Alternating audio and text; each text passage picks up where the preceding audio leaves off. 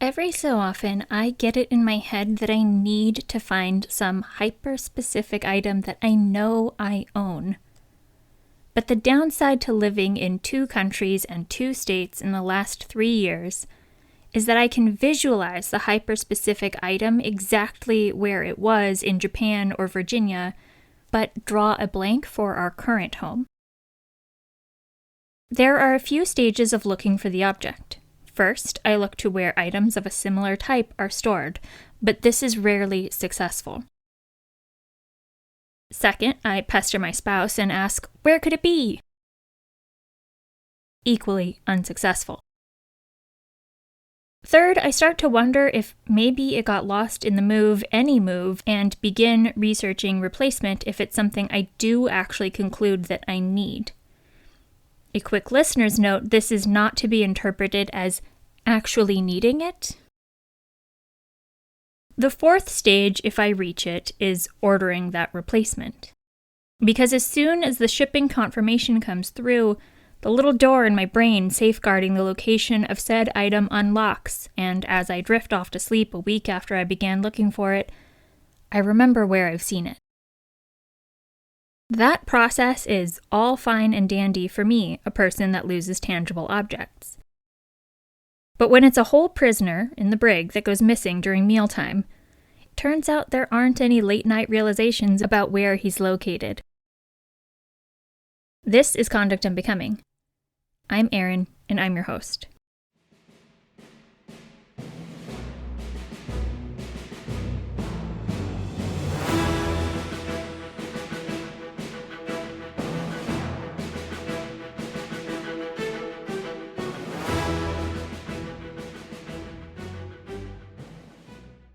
I want to start off this episode with a note that I very nearly didn't select this case for 2 primary reasons. First, Praefke is dang near impossible for me to say.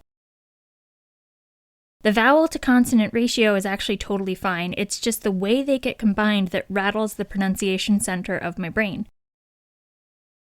The second reason I was hesitant is that there isn't an appellate opinion to work from. But I won't let that stop me because we can do hard things.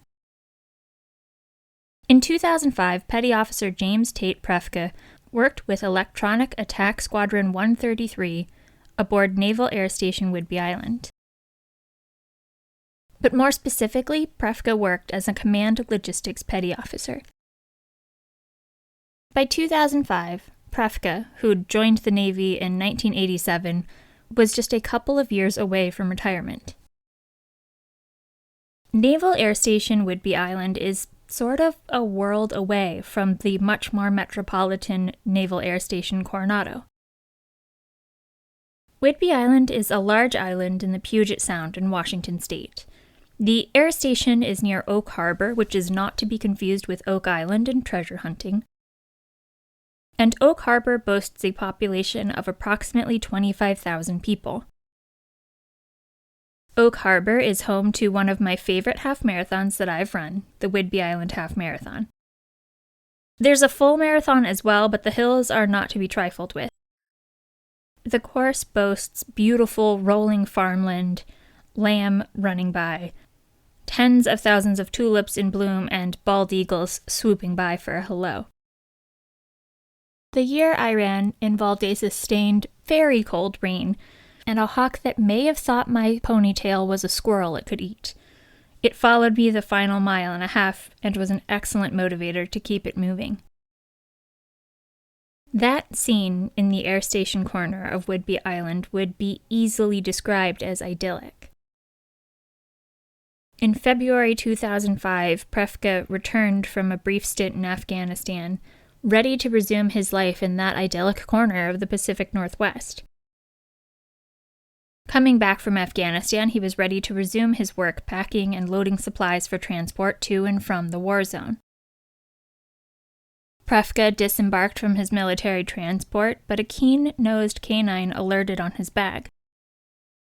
Authorities immediately evacuated the hangar and searched Praefke's bag. It wasn't anything like the Hobby Lobby scandal, and it wasn't religious cuneiform that came tumbling out, but rather a live M33 fragmentation grenade. Then they discovered an undisclosed quantity of misappropriated C4 plastic explosives. Praefke carried those explosives an estimated 6,700 miles from the battlefield to a city where he had no business possessing them and, I hope, no reason for using them. I know that I'm a little on edge now, seeing the radicalization of 2 soldiers and their independent acts of terror from New Year's just a few weeks ago. I don't know what sort of explanation Praefke offered, but I do know that at some point in explaining his possession of the contraband, Praefke lied to investigators. Again, it's not clear whether that was of the, "oh, I didn't know those were in there" flavor. But for what it's worth, Praefke's ex-wife reported that investigators searched his storage facility and discovered additional C4 plastic explosives there. She also alleged that they found a large amount of ammunition and gas masks labeled with their shared children's names. I can envision a world in which a man who took classes in chemical warfare response stockpiled gas masks for his 4 children. But I can't envision a world in which there's an innocent explanation for stockpiling explosives. Originally, Praefke also faced charges of child sexual abuse and assault, related to a report that he'd sexually assaulted a young girl in 2004. It was only after Praefke deployed to Afghanistan that the report surfaced and NCIS began investigating. From what I can piece together, the charges related to sexual assault were withdrawn, perhaps as part of a plea agreement, and Praefke elected to plead guilty to charges related to stealing, possessing, and transporting ammunition, explosives, and the grenade.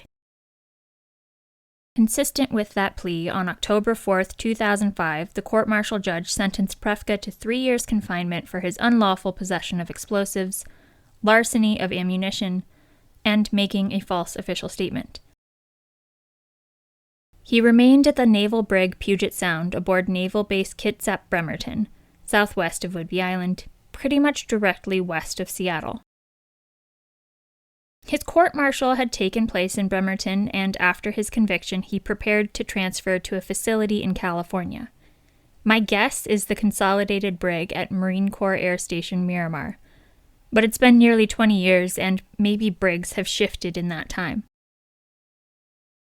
On November 13, 2005, Praefke and a guard visited the dining hall to retrieve lunch for other prisoners. Then, while dressed in his Navy desert battle dress uniform, his camis, Praefke slipped away. The guard accompanying Praefke lost sight of him somehow, and then he was gone. I guess the camouflage worked a little too well.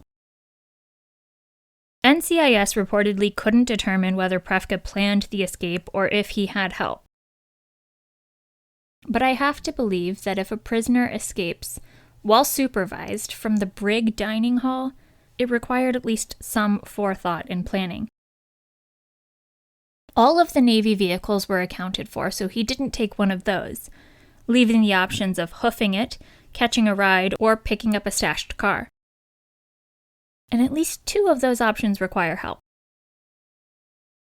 In response to his escape, NCIS released their wanted poster and began to paint a more sinister portrait about the man on the run. His ex-wife came out and described him as a terrorist, and I don't think she meant it in the sense of being a nightmare to fight over children and assets with. Details emerged of a violent man with a history of weapons use, drunk driving, and domestic violence. He'd come to espouse pro-militia, anti-government views that didn't align with the Navy or, frankly, the United States. His escape was serious enough to move his children and ex-wife into protective custody. His ex-wife came forward and said she never questioned what he was going to do with the explosives, and warned that her family members weren't the only people in danger. Months began to pass, and investigators failed to turn up any new leads. In 2006, Praefke reignited interest in his case, posting letters to his mother and Navy officials. He sketched out the reasons he decided to escape from the brig. Primarily, it came down to Praefke and his belief that he didn't receive a fair trial. He said investigators, his ex-wife, and others provided conflicting information, made serious mistakes, and gave false official statements. It appears that he alleged that the explosives in his storage locker were planted, that it may have been his wife that did it. To the extent any of what he asserted was true, I wish he understood better the role of the appellate process, and that he'd taken the matter to contested court-martial instead of pleading. In response to the letter, investigators raided Praefke's mother's home in Florida, but failed to turn up any new information. If you're tempted to write this all off as a Florida man, Florida Manning, I'll share that Praefke was born in Milwaukee. His mother worried to reporters. She explained that she believed that investigators would simply shoot her son if they found him. She believed that's in fact what they wanted to do, and that they would, perhaps, lie and claim Praefke resisted arrest. I'm not inclined to get on Al Gore's internet and say Praefke's mother was hiding anything from investigators, but I will observe that fear is a powerful motivator. The trail went cold for the 14 years between 2006 and 2020, but neither the intervening years nor the burgeoning pandemic distracted NCIS. In 2020, they contacted the Monroe County Sheriff's Office down in the Florida Keys, just about as far away from Bremerton, Washington as you can get and still be in the continental United States. NCIS disclosed that they had reason to believe that Praefke was in the Keys or had recently left the area. They believed that he acquired either an RV or a boat, and they extrapolated that he could be traveling around the United States, or, on the other end of the spectrum, that he could be sailing to the Caribbean. They reminded the public that Praefke is a resourceful survivalist with specialized training, that he had knowledge and familiarity of firearms and explosives. They hypothesized that he was likely living with like-minded people or in seclusion. And I don't mean to undermine a serious situation, but was this even an update? Praefke could be in the Keys, but he might not be. He could be driving a car or sailing a boat. He could be on land or at sea. He either lived with like-minded people or in seclusion. The contours of the update did little to tell people what to be on the lookout for. I mean, maybe if the folks in Florida weren't that into mask wearing, and I think we can all agree they weren't, maybe then they would see the full face of a green-eyed, 220-pound, 6'3" white man and think, that must be the man that the Naval Criminal Investigative Service team is and has been looking for the last decade and a half. Some characteristics are, of course, easier to shift than others for people who are in hiding, but for what it's worth, Praefke has reddish-brown hair, and all the photos of him from the Navy show a smooth, shaved face. If he's like any other service member who gets out, whether voluntary or involuntary, retired or through prison escape, he probably grew some kind of facial hair. Red hair is easy enough to dye. Facial hair is presumably easy enough to grow and would cover some of the identifying scars listed on his wanted poster. The known aliases NCIS lists include James Walter Praefke, Jim Praefke, James Tate Kruger, and Jim Kruger. But I don't think he's successfully evaded capture or even detection for the last 19 and a half years by using any of his known aliases. He's just been out there, missing out on decades worth of Veterans Day discounts. Praefke, who is now 56 years old, holds the record as NCIS's longest-running active fugitive investigation, and the agency has indicated that information leading to his capture would be eligible for a $10,000 reward. Because there is no appellate court record to work from, I don't have much by way of legal issues to talk about. So I thought I'd do something a little bit different and take this time to talk about the other 5 people NCIS lists on their wanted page. I've linked their wanted page at the top of the show notes so you can take a peek and see if any of these men look familiar. Perhaps you'll end up joining me in thinking NCIS could really benefit from consistent formatting and design across their wanted posters. What I find the most interesting about this wanted section of NCIS is that it really highlights the uniformity of a uniformed service. When there are only a handful of permissible haircuts and general BMI limits, everyone looks like a variation on the theme. That is, in fact, the goal and the whole point. But if you dropped any of these men into an all-hands meeting on any base, I'm not sure I'd be able to point them out. To be fully transparent, at the first military ball I went to, I excused myself to the restroom and, upon my return, overshot my table by 4, maybe 5, before realizing my mistake. It was because everyone looks kind of the same, and I had no real landmarks in the sea of matching. And it's not that I'm bad with faces, though you really only have my assertion to go by, and I just undercut it by sharing I walked right past my spouse at a giant dinner. I think the uniformity of service members makes it so that trying to find what any of them would look like in the wild without all these regulations would be really difficult. So with that context, let's get to these wanted posters. First, I think we can address 2 of the men on the wanted page who don't really have much information listed.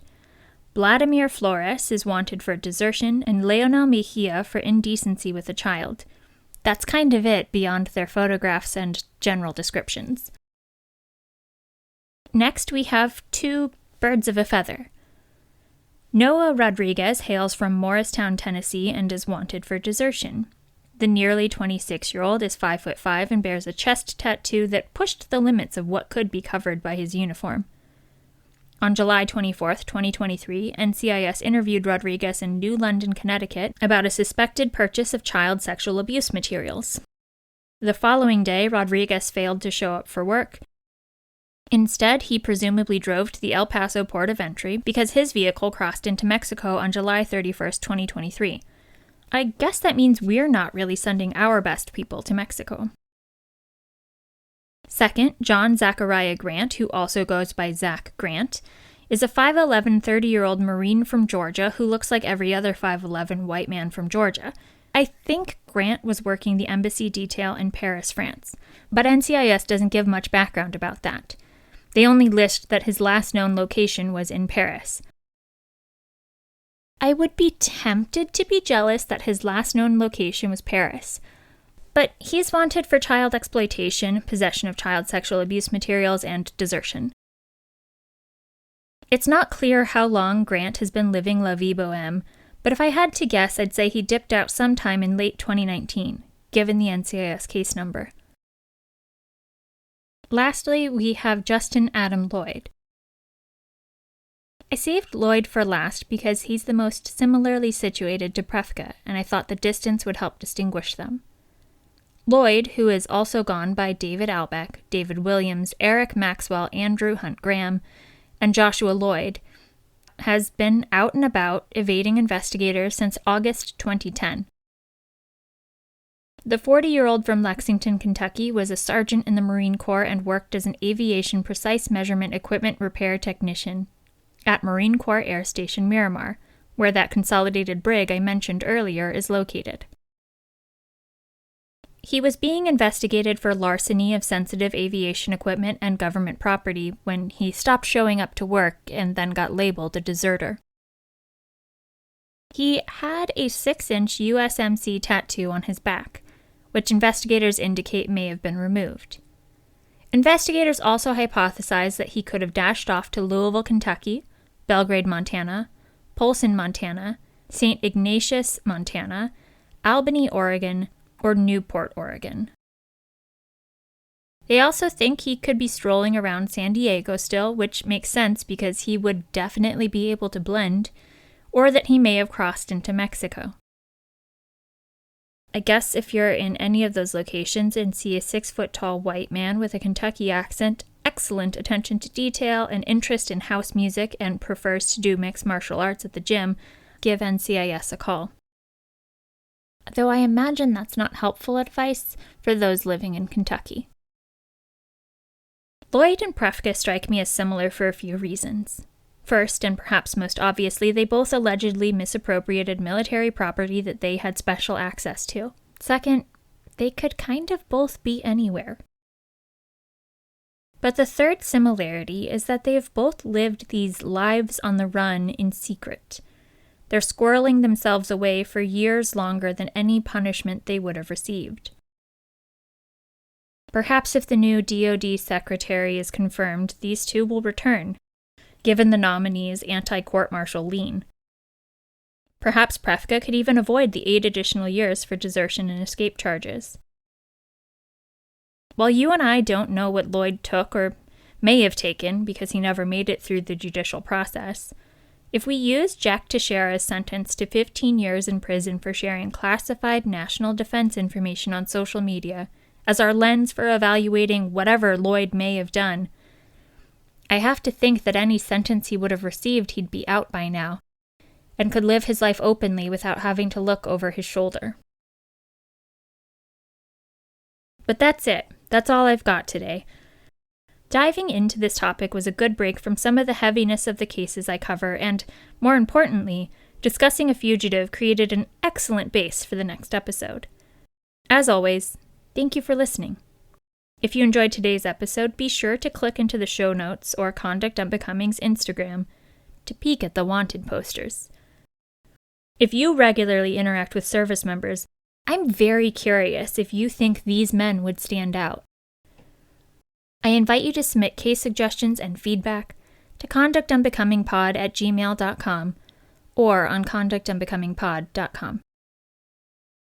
Join me next time when we take a look at another fugitive case with ties to the greater Indo-Pacific region. Until then, take care.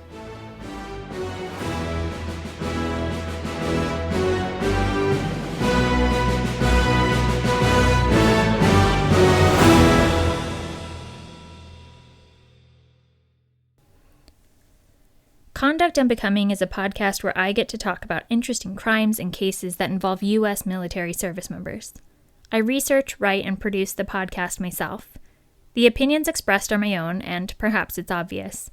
Conduct Unbecoming is not approved, authorized, or endorsed by the Department of Defense.